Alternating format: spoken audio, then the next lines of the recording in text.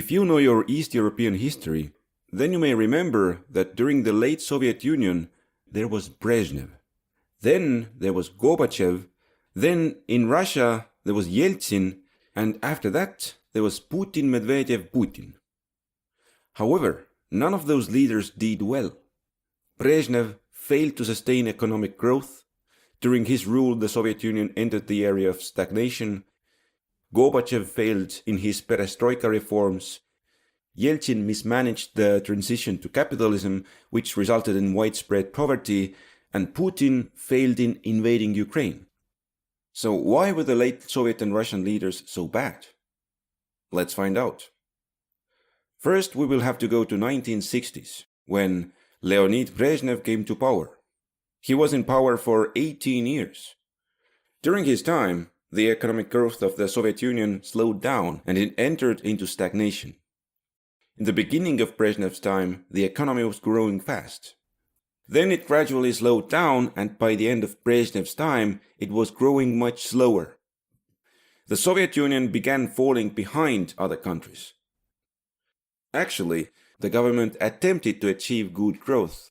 It pursued more than 7% yearly growth in the 1960s, 5% in the 1970s, and 4% in the 1980s. Quite strong growth numbers, but they were not realized. The reason why these growth numbers were not achieved was because the organization of the economy was not kept up with time.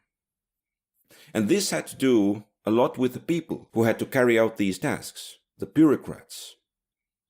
In the beginning of his time in power, Brezhnev said to his officials, "If you support me, then you can chill."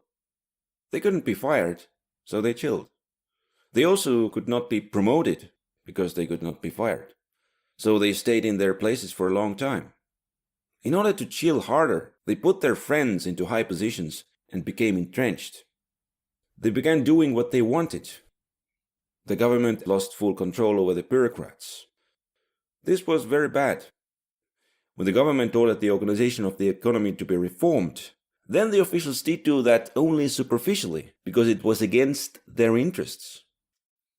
The government ordered the reforms, but the officials did not carry them out, which led to the growth targets not being met, which led to the Soviet economy entering into stagnation. So Brezhnev's main mistake was letting his control over the bureaucracy slip, which caused the Soviet economy to slow down. The next two Soviet leaders were in charge briefly, but then Mikhail Gorbachev came to power. Gorbachev was in power for 6 years. During this time, the Soviet Union entered into full decline and was dissolved. Gorbachev's goal was to reform the stagnating economy. The problem was that the officials did not carry out the government's will. In order to succeed, he needed to force the officials to do that. So he made a plan. In the Soviet Union, there was a group who could help him: the people. Gorbachev thought that the people were tired of stagnation. He wanted to end the stagnation and carry out economic reform. So Gorbachev thought that if the people and he made an alliance, then they would be unstoppable. So he allowed the people to speak freely and granted them other freedoms. The Soviet Union stopped being a dictatorship. Gorbachev's plan succeeded. Together with the people, they forced the officials to carry out the economic reforms in order to restart the economic growth. But despite his efforts, the officials proceeded to undermine the reforms. Sometimes they filed false reports, other times they overtly sabotaged him, just like during Brezhnev's time. The reforms ended up mismanaged. The old economy was broken, but the new one had not been generated. The people's lives were disrupted, and they became angry. So the people told themselves, "Gorbachev is incompetent. Let's find some new leaders." They transferred their allegiance to the leaders of the Soviet republics. This was the end of the Soviet Union. Gorbachev was unable to make the officials fully obey him, and this led to the failure of his policies and the end of the Soviet Union.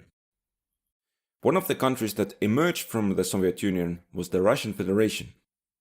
The country was new, but it had inherited its officials from the Soviet Union. The first leader of Russia was President Boris Yeltsin. He was in power for 8 years. At that time, many post-communist countries transitioned to capitalism, but Russia suffered especially during the transition. The reason for this was that the officials did not fully obey Yeltsin. He wanted to break their power by introducing capitalism as fast as possible. This led to capitalism being introduced, but the institutions and laws to make capitalism work initially being absent. The economy suffered greatly during Yeltsin's time in power. Meanwhile, the old officials continued to undermine the reforms. The government gave state enterprises to private hands, and many officials took them over. Some of them led the enterprises into bankruptcy for personal gain. Others demanded large state subsidies. The state ran out of money, and during Yeltsin's time in power, the economic situation was difficult. But the reforms broke the power of the officials, and the Russian government was able to regain full control over them. Just kidding, they weren't. This leads us to the next leader. In 1999, a new leader came to power, President Vladimir Putin. After more than 20 years in power, he set out to fulfill his dream of taking over Ukraine. He launched a full-scale invasion of the country, and, wait for it, he did not succeed. The fighting has lasted for over 4 years, and during that time, Russia has captured only part of Ukraine. Putin's plan failed because of the officials that were in charge in Russia. Before President Putin launched the invasion, he made large preparations to make his forces strong. He ordered new missiles, new tanks, new equipment. He had the army conduct large exercises to become proficient in combat operations. The army had to be powerful enough to quickly overcome Ukraine's resistance. He also worked to undermine Ukraine. He sent his spies into the country so that they would recruit agents and build a network of collaborators. They had to weaken the country from the inside. But the problem was that the officials, the ones that had to carry all this out, were still not fully under the government's control. They still needed money to chill. Under different schemes, the money they had to spend on their tasks went on other things. Plans that the Russian government had set in building up its military and undermining Ukraine were not carried out to full extent. But the government was not in control over its officials to such an extent that President Putin didn't know that. He thought that Russia had enough force to subjugate Ukraine. So he did launch the invasion. The Russian forces did not have the strength to overcome the resistance, and the fighting dragged on for more than 4 years. So Putin's plan did not succeed, because he did not have enough control over his officials to implement it as intended.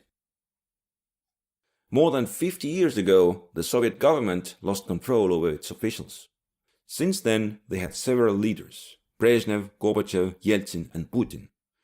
The lack of control over the officials led to the leaders to fail their objectives. So both the Soviet Union and Russia have been in decline. But remember, this is all a theory. A political theory, I guess. Do you have a better explanation? Let me know in the comments. In the next video, we will be back to our mapping style to see how a country near the Mediterranean goes to war. See you then.